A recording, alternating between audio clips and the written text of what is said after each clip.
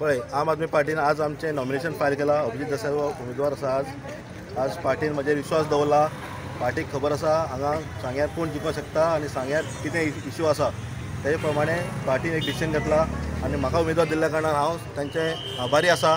आनी म्हाका खबर आसा आमी ल्हानपणा राजकारण हांगा पयलें आसा कशें जालां तें 2012 जालें 2017 जालें.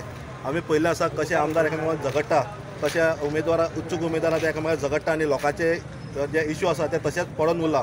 म्हणून आमी यूथ जे आसा ते फुडें सरले आसा आनी आमकां आज पार्टीन हो एक प्लॅटफॉर्म दिल्लो आसा. ताणें आमकां सांगलां पळय तुमच्या गांवांत कितें करपाक जाय आमी करा बरे भशेन.